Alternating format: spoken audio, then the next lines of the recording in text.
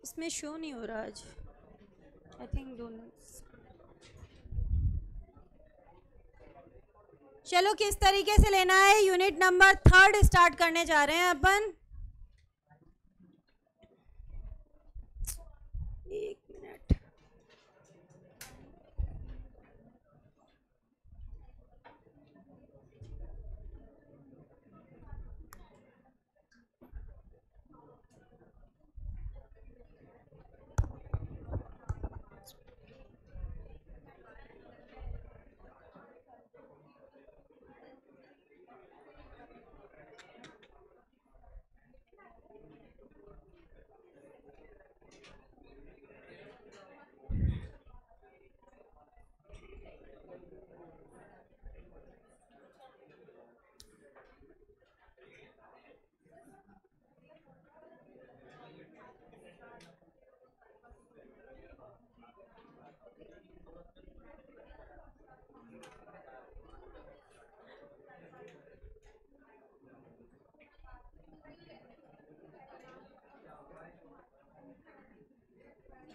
Unit 3 start करेंगे जिसका नाम क्या है बेटा, essential elements of valid contract. अच्छे से इसका इंट्रोडक्शन यूनिट 1 में हो चुका है। सेक्शन 10 याद करने की कोशिश करो। सारे एग्रीमेंट कॉन्ट्रैक्ट में बदल जाएंगे अगर उनमें 5 चीजें हों। कौन से? Capacity to contract, that is competency of parties, free consent, lawful object, lawful consideration, not expressly declared void by law. इस यूनिट नंबर 3 में अपन को यही सारे पॉइंट्स डिटेल में पढ़ने हैं। सबसे पहले स्टार्ट करेंगे capacity to contract, competency of parties. Competency of parties में सेक्शन 11 है एक अपना, याद करो फर्स्ट यूनिट में पढ़ा था। क्या बोलता है? 3 ही बंदे कॉन्ट्रैक्ट कर सकते हैं, major, sound mind, not disqualified by law. तो यहाँ एक चार्ट बना रखा है मैंने, पर्सन इनकेपेबल टू कॉन्ट्रैक्ट। कौन कौन लोग कॉन्ट्रैक्ट नहीं कर सकते, याद करो। ये चीजें मैंने तुम्हें वैसे वहां भी बताई है यूनिट 1 में पूरी। माइनर नहीं कर सकता। माइनर कौन है? जिसने 18 साल की एज कंप्लीट नहीं की है, और अगर वो आपका ऑर्फन है और उसके लिए गार्जियन कोर्ट ने अपॉइंट किया, तो जब तक 21 साल का नहीं होगा उसे माइनर ही माना जाएगा। पढ़ा था ना? इसकी पोजीशन हम अभी पढ़ेंगे, ये थोड़ा डिटेल का टॉपिक है। अब इस पे आ जाते हैं। पहले person of unsound mind. Unsound mind का पर्सन कौन है? जो कॉन्ट्रैक्ट को समझ नहीं सकता और समझकर निर्णय लेने की क्षमता उसमें नहीं है। Cannot understand the terms of contract, does not have the capacity to take rational judgement. Rational मतलब लॉजिकल, ठीक है। 3 जने इस कैटेगरी में आएंगे। कौन कौन आएंगे देखो? Idiot person, lunatic person, drunken person. इनकी कैपेसिटी की बात करें तो देखो बेटा, idiot person is of permanently unsound mind, ये कभी भी कॉन्ट्रैक्ट नहीं कर सकता। तो मैं दोनों साइड क्या लिख रही हूँ? एन, मतलब he can not do a contract. N मतलब नो है, he can not do a contract, कभी भी नहीं कर सकता ये। दूसरा आया lunatic, he is a patient in lunatic asylum, पागल खाना बोलते हैं, है ना हिंदी में, और इंग्लिश में बोलते हैं ल्यूनेटिक असाइलम। तो इसको क्या है? पागलपन के दौरे आते हैं। Sometimes he is of sound mind and sometimes of unsound mind. तो जब साउंड माइंड का है तब कॉन्ट्रैक्ट कर सकता है, और जब अनसाउंड का है तब नहीं कर सकता। तो यहाँ पे लिखेंगे पार्टली यस, पार्टली नो, ठीक है। Similar condition drunken person, when he is under the influence of drink तो नहीं कर सकता, नॉर्मल है तब कर सकता है, ठीक है। आगे देखो इसमें क्या दिया हुआ है, person disqualified by law. Alien enemy, याद आ रहा है भाई? जिस कंट्री के साथ अपनी कंट्री की वॉर चल रही है, एनिमी कंट्री के सारे सिटीजन एलियन एनिमी, इनके साथ कॉन्ट्रैक्ट करना against public policy will be void. Example याद करो, इंडिया पाकिस्तान में वॉर चल रही है, पैसा जाएगा पाकिस्तानी गवर्नमेंट के पास, हमारे इंडियन पब्लिक के अगेंस्ट यूज होगा in the form of weapons, arms and ammunition, against public interest will be void. कोई डाउट है क्या? बताओ मुझे। एक मेरे पास आया है, इंडियन मेजॉरिटी एक्ट कौन सा है? जैसे बेटा कॉन्ट्रैक्ट एक्ट है, वैसे ही एक एक्ट है इंडियन मेजॉरिटी एक्ट, जिसके अंदर ये लिमिट बताई गई है मेजॉरिटी वाली, 18 और 21 वाली, ठीक है। आगे क्या दिया है इसके अंदर? एलियन एनिमी के साथ कॉन्ट्रैक्ट वॉइड है, बट एलियन फ्रेंड के साथ वैलिड है। एलियन का मतलब फॉरेनर होता है, अगर आपसे क्वेश्चन पूछ ले एलियन फ्रेंड के साथ कॉन्ट्रैक्ट है तो बोलना वैलिड, और एलियन एनिमी बोले तो वॉइड। एलियन फ्रेंड कौन हुआ? ऐसी कंट्री का सिटीजन जिसके साथ इंडिया की फ्रेंडली रिलेशनशिप है, उनके साथ कॉन्ट्रैक्ट करना अलाउड है। इंस्टॉलमेंट याद आ रहा है? दिवालिया। तो ये तो अपनी प्रेजेंट ऑब्लिगेशन को ही पूरा नहीं कर पा रहा, लॉ इसे फ्यूचर में कॉन्ट्रैक्ट करने की इजाजत नहीं देता। कॉन्विक्ट, अपराधी, प्रिजनर, अगर क्राइम बड़ा होता है तो कोर्ट बैन लगा देता है, इस तरीके का कॉन्ट्रैक्ट इतने समय तक नहीं करोगे। कई बार एक्ट में ही बैन होता है, जैसे कंपनीज एक्ट में है कि भाई अगर आप पिछले 6 महीनों में, पिछले 5 सालों में 6 महीनों से ज़्यादा मॉरल टर्पिट्यूड से रिलेटेड क्राइम में सजा काट चुके हो तो आप कंपनी के एमडी नहीं बनाए जाओगे। तो वो भी क्या हो गया? डिस्क्वालीफाइड हो गया ना उस केस में। फॉरेन सॉवरेन डिप्लोमेट्स, एम्बेसडर्स क्या मिलेंगे? Special rights. ये अपन पर केस कर सकते हैं, हम इन पर नहीं कर सकते। As the law is made for general public, क्या बोल दिया? इनके साथ कॉन्ट्रैक्ट मत करो। कंपनी इसका मतलब ये नहीं है कि कॉन्ट्रैक्ट नहीं कर सकती, एमओए एओए से बाहर जाके नहीं कर सकती, अल्ट्रा वायर्स नहीं कर सकती, आउटसाइड द पावर नहीं कर सकती। एमओए एओए से बाहर जाके करेगी, डिस्क्वालीफाइड बाय लॉ। जिन लोगों के अंदर कॉन्ट्रैक्ट करने की कैपेसिटी नहीं है उनके साथ किए हुए कॉन्ट्रैक्ट वॉइड होते हैं, याद रहेगा। जिनमें कॉन्ट्रैक्ट करने की कैपेसिटी नहीं है उनके साथ कॉन्ट्रैक्ट करेंगे तो जनरल टर्म क्या यूज करेंगे? Void. They all are void, तो ये याद रखना। इनकेपेबल पर्सन के साथ कॉन्ट्रैक्ट है वो वॉइड होगा। मैं अलग अलग नहीं बोलूंगी, माइनर के साथ है, अनसाउंड माइंड के साथ है, डिस्क्वालीफाइड बाय लॉ के साथ है, सारे क्या है? वॉइड है। कॉन्ट्रैक्ट कर सकते हो बट एनफोर्स नहीं करा पाओगे, तो एनफोर्स नहीं करा पाएंगे तो फायदा क्या है बेटा, है ना। इसीलिए बोला यहाँ पर कि भाई law is made for general public, मत करो, तुम्हारा नुकसान है उनका नुकसान नहीं है। अच्छा, क्वेश्चन का आंसर करना। अ person is suffering severely from fever, बहुत तेज बुखार है, 104 डिग्री बुखार है, क्या उस कंडीशन में वो कॉन्ट्रैक्ट को समझ सकता है? क्या डिसीजन ले सकता है? क्या नहीं। उस समय उसे अनसाउंड माइंड के पर्सन में लिया जाता है, बुक में मिलेगा आपको। उस समय उसे किस में ले लेंगे? अनसाउंड माइंड के पर्सन में ले लेंगे, because he cannot understand the contract, cannot take rational judgement. यहाँ तक समझ में आ गया? इतना पोर्शन एक बार आईसीआई से ले लेते हैं, फिर माइनर की पोजीशन पे आएंगे।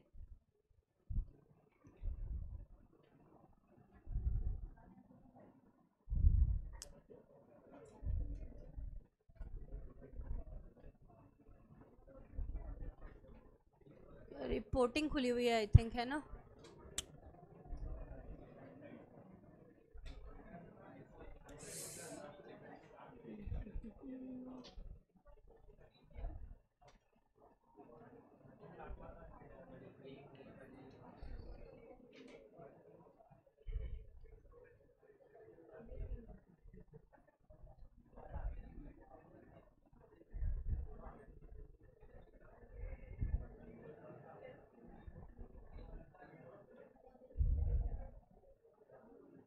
देखो स्टार्टिंग में आना पेज नंबर 1.44 पे, सेक्शन 10 आ रहा है।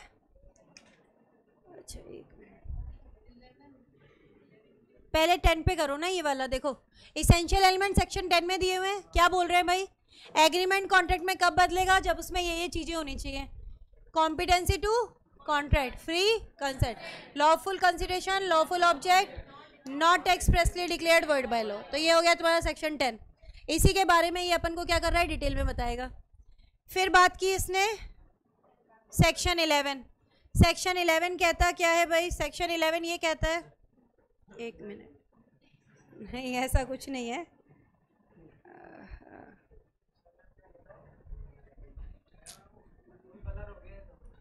कुछ नहीं हुआ, एक बार गलत क्लिक हो गया मुझसे शायद, नहीं ओपन नहीं हो रहा, बैठे रहो चुपचाप। अब जाने वाले को रोक कौन सकता है, जाना जाओ भाई, है ना। फिलॉसफी सीख गए, अब वापस बीच में ना जाए, बस वही सही है। सेक्शन 11 देखो एक बार। A person is competent to contract, कौन कर सकता है बेटा? जब वो क्या होना चाहिए? मेजर, साउंड माइंड का and not disqualified by law. Underline कर लो जितना मैं करवा रही हूँ, तुम्हें जितना पढ़ना है ना उतना बता रही हूँ तुम्हें, एक एक लाइन पढ़ के नहीं जाओगे। एज ऑफ मेजॉरिटी कहाँ दी हुई है? इंडियन मेजॉरिटी एक्ट 1875 में। ये जो 18 और 21 की लिमिट पढ़ाते हैं ना, ये कॉन्ट्रैक्ट एक्ट नहीं बताता, कहाँ बताई हुई है? इंडियन मेजॉरिटी एक्ट 1875 में। एवरी पर्सन जो कि इंडिया का रहने वाला है, एज ऑफ मेजॉरिटी कितनी दी है इन्होंने? 18 ईयर्स। 18 ईयर्स से बड़ा है तो मेजर बोल देते हैं, 18 और 18 मोर प्लस और अदरवाइज माइनर। अच्छा, माइनर की पोजीशन हम बाद में लेंगे, हमने अभी अनसाउंड माइंड पूरा किया है ना और डिस्क्वालिफाइड बाय लॉ किया है, उसको लेंगे पहले। पर्सन ऑफ साउंड माइंड, इस पे आ जाओ। माइनर की पोजीशन के 15 पॉइंट्स जहाँ खत्म हो रहे हैं उसके बाद ये हेडिंग मिलेगी आपको। Person of sound mind, page number कौन सा है? 1.47। अच्छा, क्या दिया हुआ है इसमें पर्सन ऑफ साउंड माइंड में? देखो, one who can understand the content, can take rational judgement, वो कौन है? Person of sound mind. अब पढ़ के देखो यहाँ पर, a person is said to be of sound mind for the purpose of making the content when he is, underline करना, capable of understanding it and capable of taking rational judgement. ये keywords हैं, दो चीजें आनी चाहिए। आगे पीछे की लैंग्वेज खुद बना सकते हो, ठीक है। कॉन्विक्ट कौन होता है पूछा है मुझसे? कॉन्विक्ट मतलब प्रिजनर। अगर अपराध बड़ा होता है तो कोर्ट बैन लगा देता है, इतने समय के लिए आप कॉन्ट्रैक्ट ये वाला नहीं कर पाओगे, तो डिस्क्वालिफाइड बाय लॉ। इसमें क्या दिया हुआ है? देखो, एक पर्सन है, यूजुअली अनसाउंड माइंड का है, कभी कभी क्या हो जाता है? साउंड माइंड का। तो जब वो साउंड माइंड का है कॉन्ट्रैक्ट कर सकता है। इसी से मिलता जुलता पॉइंट बनाया, यूजुअली साउंड माइंड का है, कभी कभी अनसाउंड माइंड का। तो जब अनसाउंड माइंड का है तो कॉन्ट्रैक्ट नहीं कर सकता, यही लिखा है। एक पेशेंट है बेटा ल्यूनेटिक असाइलम में, who is at intervals of sound mind, मतलब sometimes he is of sound mind, sometimes of unsound mind, ठीक है। May contract during those intervals. कौन से इंटरवल्स? Sound mind. मतलब जब साउंड माइंड का है तब कॉन्ट्रैक्ट कर सकता है। एग्जाम्पल, अ सेन मैन। देखो, इनसेन मतलब पागल, तो सेन मतलब नॉर्मल पर्सन। तो एक नॉर्मल पर्सन है लेकिन उसे क्या है बेटा? बहुत तेज बुखार है, या फिर उसने इतनी ड्रिंक कर रखी है कि वो कॉन्टेंट को समझ ही नहीं सकता, ठीक है। And is not in a condition to take rational judgement. तो वो तब तक कॉन्ट्रैक्ट नहीं कर पाएगा जब तक कि फीवर ठीक ना हो जाए, नशा उतर ना जाए। यही लिखा है, यही लिखा है ना? क्या हुआ? पता नहीं बेटा, वो तो तू जाके इंक्वायरी कर ले। कैसे होंगे इनके साथ कॉन्ट्रैक्ट? पहले ही बात कर ली, वॉइड। इनकॉम्पिटेंट पर्सन के साथ कॉन्ट्रैक्ट कैसे होते हैं? वॉइड होते हैं। तो ये अंडरलाइन कर लेना, अच्छे से याद रखना, इनके साथ किए गए कॉन्ट्रैक्ट वॉइड माने जाएंगे। ये सब पढ़ने की जरूरत नहीं है, जो पैराग्राफ फॉर्म में पढ़ा था वही यहाँ पर दिया हुआ है। सीधे आ जाओ डिस्क्वालिफाइड बाय लॉ पर। डिस्क्वालिफाइड बाय लॉ में कौन सी कैटेगरीज दी हैं? देखो, अंडरलाइन करना, foreign sovereign ambassador, alien enemy, corporation, convict, insolvent. Corporation मतलब कंपनी से है, ठीक है। आगे इन्होंने बोला कि भाई ये इनकॉम्पिटेंसी टू कॉन्ट्रैक्ट, यानी कि डिस्क्वालिफाइड बाय लॉ जो है वो या तो हो सकते हैं बेटा पॉलिटिकल स्टेटस की वजह से, जैसे एलियन एनिमी, फॉरेन सॉवरेन या एम्बेसडर, पॉलिटिकल स्टेटस की वजह से डिस्क्वालिफाइड बाय लॉ है। इनकी पॉलिटिकल सिचुएशन ऐसी है कि इन्हें किस में डाल दिया? डिस्क्वालिफाइड बाय लॉ में डाल दिया। दूसरा, कॉर्पोरेट स्टेटस की वजह से, कौन आ गया इसमें? कंपनी आ गई। और तीसरा कौन सा स्टेटस? Legal status. बाकी जितने बचे हुए हैं इंसॉल्वेंट, कॉन्विक्ट वगैरह, ये सब किस में चले गए? लीगल स्टेटस में। तो 3 कारणों से डिस्क्वालिफाइड बाय लॉ हो सकते हैं। कौन से? एक तो पॉलिटिकल स्टेटस, एक कॉर्पोरेट स्टेटस और एक लीगल स्टेटस। बात समझ आ गई क्या? तो यहाँ पर इतना ही मैटर इन दोनों में लेना था। अब अपन आ जाएंगे माइनर की पोजीशन पर। यहाँ तक कोई डाउट है तो पूछो मुझसे। ये दोनों कैटेगरी समझ में आ गई ना? अब क्या बचा है? माइनर की पोजीशन। तो वो अपन को पहले लेनी है बेटा नोट से, फिर अपन यहाँ से लेंगे।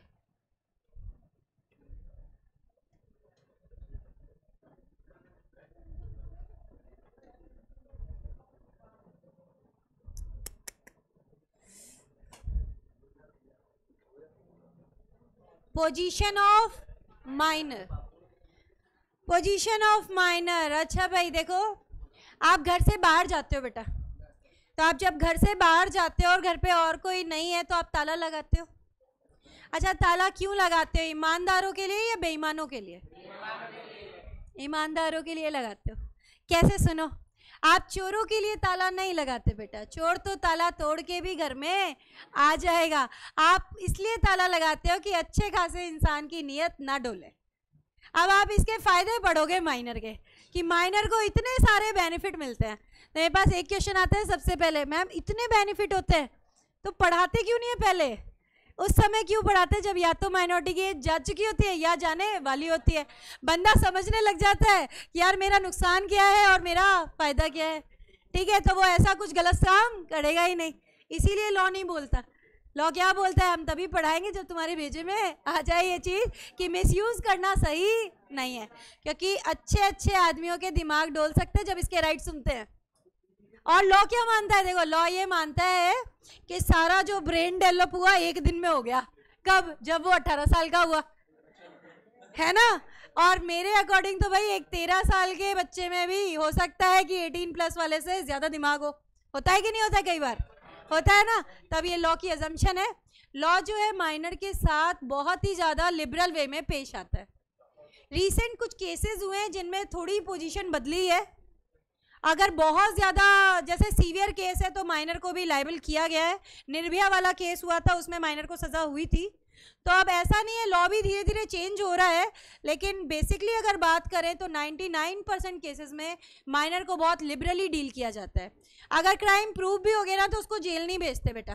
कहाँ भेजते हैं? रिहैबिलिटेशन होम, सुधार गृह। लॉ को बहुत उम्मीद है कि सुधर जाएगा बंदा, ठीक है। अब बिगड़ा हुआ ही है, वो तो पहले से ही बिगड़ा हुआ है, मिसयूज कर रहा है पोजीशन का। चलो इसकी पोजीशन पढ़ने जा रहे हैं, एक एक करके हम पढ़ेंगे माइनर की पोजीशन के पॉइंट्स। पहला पोजीशन का पॉइंट क्या आ रहा है? Contract with minor is void ab initio, void from the beginning. शुरू से ही वॉइड होते हैं, वॉइड फ्रॉम द बिगनिंग। एक केस आया था बेटा, मोहरी बीबी वर्सेस धमदास घोष। क्या हुआ बेटा? नाम याद कर लेना, बाकी तो पता नहीं मुझे वो भी बताऊंगी जो तू बता रहा है। मोहरी बीबी वर्सेस धमदास घोष। इसमें हुआ क्या था ये सुनो। एक ब्रह्मदत्त नाम का साहूकार था, ब्रह्मदत्त नाम का साहूकार था, और ये धर्मदास घोष है ना बेटा, ये था माइनर। धर्मदास घोष एक माइनर था। वो एक साहूकार के पास गया जिसका नाम था ब्रह्मदत्त, और धर्मदास घोष ने झूठ भी बोला था कि मैं मेजर हूं, कॉन्ट्रैक्ट कर सकता हूं। झूठ बोला था इसने। था ये क्या? माइनर था। इसने क्या किया? माइनर ने अपनी प्रॉपर्टी मॉर्गेज पे रख दी। मॉर्गेज मतलब पता है? गिरवी रखना, ठीक है। और 20,000 रुपए उधार ले लिए। जब पेमेंट की बात आई तो क्या बोलता है बंदा? मैं तो माइनर हूं, कुछ भी देने की कोई जरूरत नहीं है। तो अब क्या हुआ? ब्रह्मदत्त ने इसके खिलाफ कार्रवाई करने की कोशिश की, पर अपने इंडियन कोर्ट के लिए तो बेटा फेमस है ना, लड़ते लड़ते पुश्ते मर जाती हैं, डिसीजन नहीं आता, उसकी डेथ हो जाती है ब्रह्मदत्त की। तो फिर क्या होता है? उसकी वाइफ थी मोहरी बीबी, वो आगे इस केस को लेके जाती है और केस का पूरा नाम पड़ जाता है मोहरी बीबी वर्सेस धमदास घोष। तब भी डिसीजन किसके फेवर में दिया? माइनर के फेवर में। माइनर के फेवर में लिया और क्या बोला? Agreement with minor is void ab initio, कुछ भी देने की कोई ज़रूरत नहीं है। जबकि झूठ बोला था, फिर भी डिसीजन माइनर के फेवर में दिया गया है। क्या डिसीजन आया इसमें? Agreement with minor is void ab initio, that is void from the beginning. शुरू से ही गलत माना जाता है। क्यों? क्योंकि उसमें कॉन्टैक्ट करने की कैपेसिटी नहीं है। एक क्वेरी आई है, मैम अगर कोई पर्सन फॉरेन से है बट वो इंडिया में रह रहा है तो वो कॉन्टैक्ट कर सकता है क्या? बिल्कुल कर सकता है, क्या दिक्कत है? आजकल तो ग्लोबल लेवल पे कॉन्टैक्ट होते हैं। मैंने कहा contact with alien friend is valid, alien enemy is void.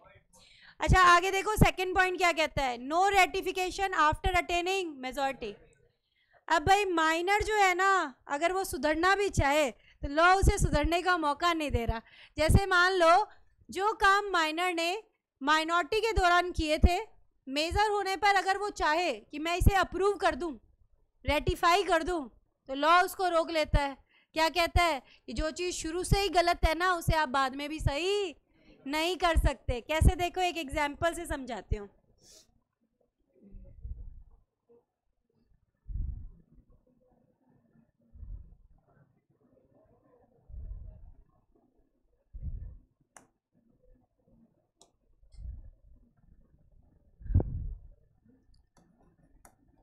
एक मिस्टर ए थे, जब वो माइनर था ना तो उसने क्या किया, एक प्रॉमिसरी नोट दिया था। किसको? एक्स को। कितने रुपए के लिए? 500 रुपए के लिए।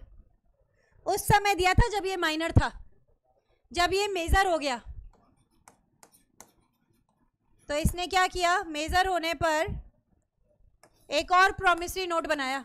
कितने रुपए का? वही 500 रुपए का। वो किसको दे रहा है? एक्स को। In the ratification of the first promissory note, major होने के बाद बोलता है कि मैं क्या करता हूँ, तुम्हें दूसरा प्रॉमिसरी नोट बना के दे देता हूँ। लॉ क्या कहता है? ये दूसरा प्रॉमिसरी नोट क्या है बेटा? वॉइड है, because it is without consideration. आप क्यों दे रहे हो? आप क्यों दे रहे हो? ये बोला जा रहा है यहाँ पर कि it is without consideration. Minor चाहे भी तो जो काम उसने माइनॉरिटी के दौरान किए थे, मेजर होने पर उनको अप्रूव नहीं कर सकता, रेटिफाई नहीं कर सकता। क्यों? क्योंकि जो ट्रांजैक्शन शुरू से ही गलत है उसे बाद में भी सही नहीं किया जा सकता। जो चीज़ शुरू से ही गलत है उसे बाद में भी सही नहीं किया जा सकता। ये पॉइंट यहाँ पर दिया हुआ है। हाँ ऑब्वियस है, माइनर वाला तो वैसे ही वॉइड है, और दूसरा वाला इसलिए वॉइड बोला कि भाई कंसीडरेशन नहीं है, दे क्यों रहे हो? विदाउट कंसीडरेशन भी वॉइड है। तो ये चीज़ इन्होंने बताई यहाँ पर। ये एक बार बना लो, एक बार रेटिफिकेशन का पॉइंट बुक में आएगा ना, तो एक बार बना लो। ये ए ने एक प्रॉमिसरी नोट दिया है माइनॉरिटी के दौरान एक्स को 500 रुपए का, और जब वो मेजर हो गया तो दूसरा प्रॉमिसरी नोट बना के देता है एक्स को 500 रुपए का। ये दूसरे वाला प्रॉमिसरी नोट वॉइड माना जाएगा, because it is without consideration, because it is without consideration. ICI का ही एग्जाम्पल ही है ये। इस पॉइंट में आईसीआई ने यही एग्जाम्पल दिया है। रेटिफिकेशन का मतलब होता है अप्रूवल। रेटिफिकेशन का मतलब है approval.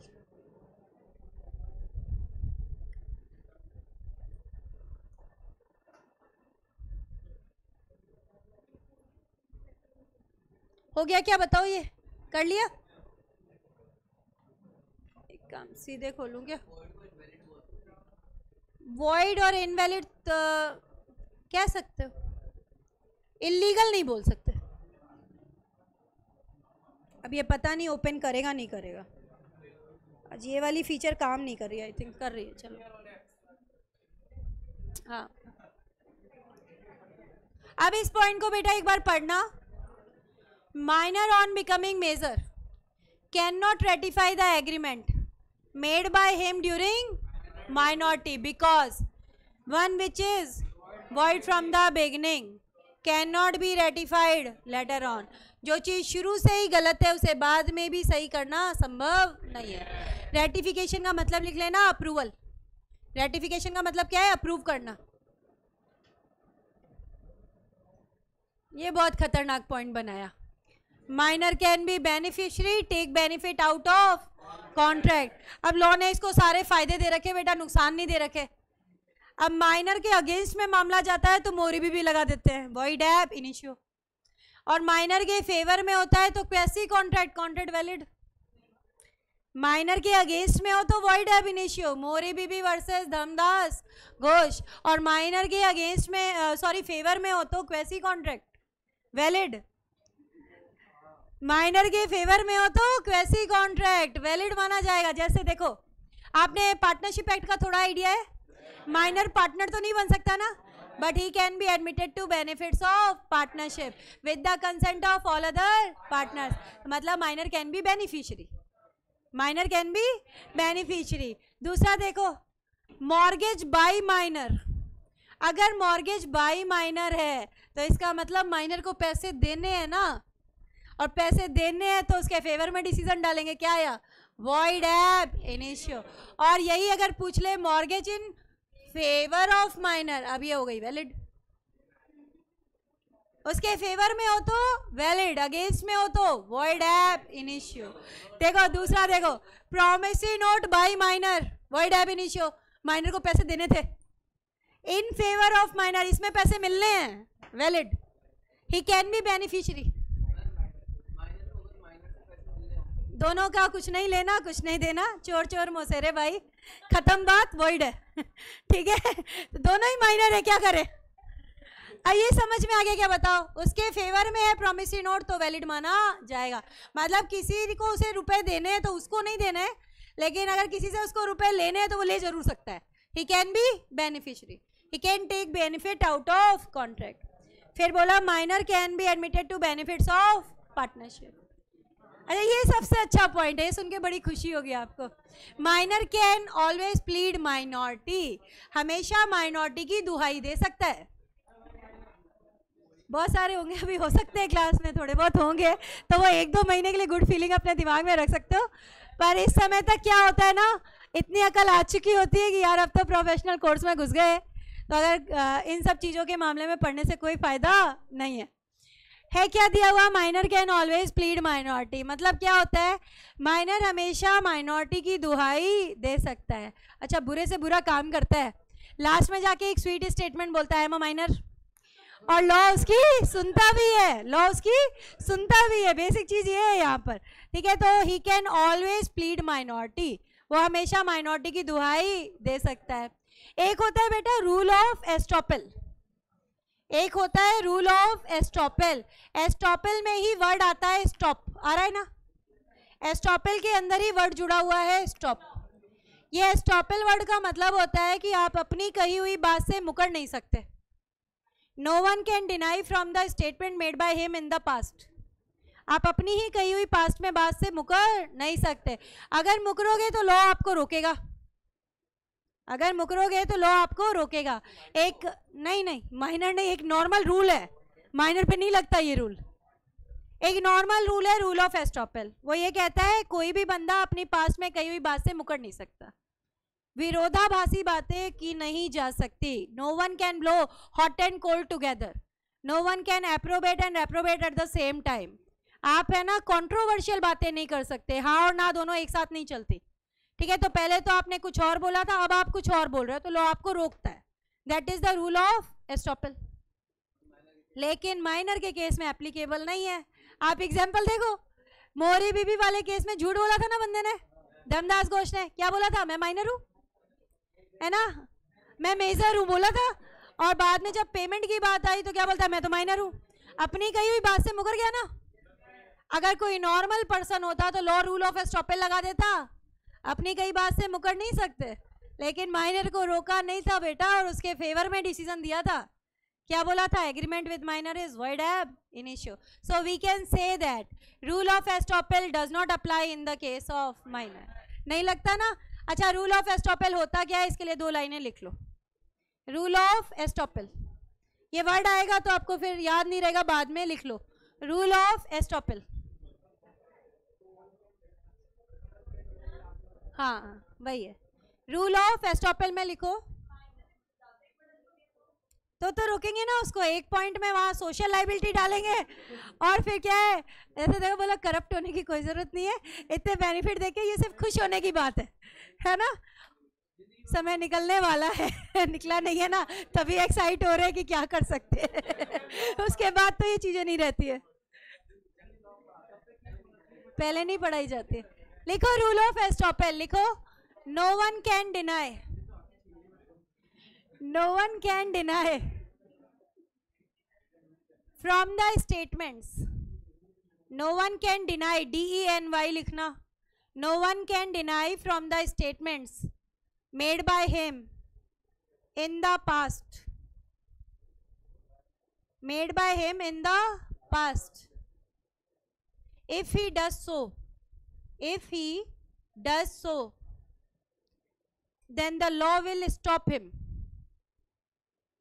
If he does so, then the law will stop him. This is the rule of estoppel. Law will stop him. Rule of estoppel heading डाली है ना, उसमें लिख रहे हो तो इतना बहुत है. No one can deny from the statement made by him during past. If he will do so, the law will stop him. Rule of estoppel है ये. आगे लिख लो, this rule does not apply in case of minor. This rule does not apply in case of minor. Minor पे नहीं लगेगा भाई ये.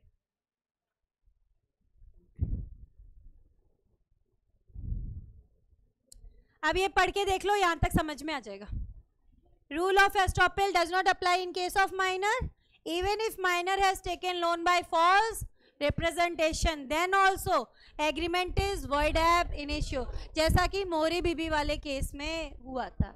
यहाँ तक कोई डाउट है? बताओ मुझे. नहीं नहीं, वो भी आगे आएगा. माइनर के गलत कामों के लिए गार्जियन जिम्मेदार नहीं है. आगे पढ़ेंगे है ना. उनको भी लायबल नहीं किया भैया. वो तो कुछ भी करता घूमेगा, कहाँ तक जिम्मेदारी उठाए. अरे अब आप बोलोगे कि बेटा क्रिकेट खेल रहे थे मैम और कांच टूट गया पड़ोसी का, है ना. अब वो क्या कह रहे हैं कि भाई आपके बच्चे ने कांच तोड़ दिया, और आप बोलोगे लो कहता है हम तो लायबल नहीं है, पापा लड़के आ जाओ. ऐसा नहीं होता. We all live in society ना, तो कई बार लीगल ऑब्लिगेशन नहीं होती, सोशल ऑब्लिगेशन के थ्रू हम उसे फॉलो करते हैं, क्योंकि रहना तो सोसाइटी में है ना. लोग बॉयकॉट कर देंगे, बोले ये तो ऐसे ही करता रहता है बार बार. वो अलग लॉ है बेटा, वो ट्रांसपोर्ट वाला अलग है. अगर माइनर जो होता है ना, वो अगर अंडर 18 है और वो चला रहा है गाड़ी वगाड़े, तो वहां पे बोलते हैं गार्जियन जिम्मेदार है. वो अलग है उसका रूल. ट्रांसपोर्ट रूल्स अलग हैं वो. अब वो वहां तब भी लायबल है, आप की लगा के रखो. उसका रूल अलग कहता है. देखो नहीं नहीं, इस वाले में नहीं है, उस वाले एक्ट में साफ साफ लिख दिया ना. पेरेंट्स की गलती है, उन्होंने गाड़ी बच्चे को दी क्यों? पेरेंट्स जिम्मेदार है. नॉर्मली क्या बोलेंगे, पेरेंट्स भी जिम्मेदार नहीं है. ऐसे बहुत केसेस होते हैं, लेकिन आपको ये बोला है कि भाई आपको चाबी संभाल के रखनी चाहिए थी, बच्चे को मिली कैसे? अच्छा, एक मेरे पास क्वेरी आई है कि मैम कोई अपनी बात से मुकर जाए तो पता कैसे चलेगा सामने वाले को? भाई मैं तो एग्रीमेंट के टाइम कुछ और बोला था. क्या बोला था? कि भाई मेजर हूँ, और बाद में बोलता है मैं तो माइनर हूँ. तो हम देखेंगे ना उस समय क्या बोला था, अब क्या बोला है. अब प्रूव करने की बात करें तो भाई इसीलिए बोलते हैं कॉन्टेक्ट किस में करो, राइटिंग में करो, तो कोई दिक्कत नहीं आएगी.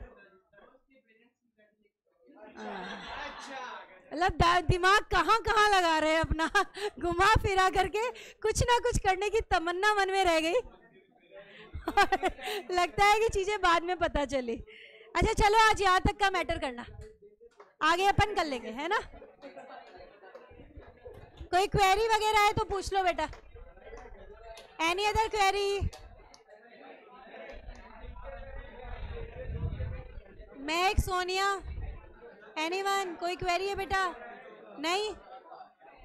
चलो एंड करते हैं फिर अपन, है ना.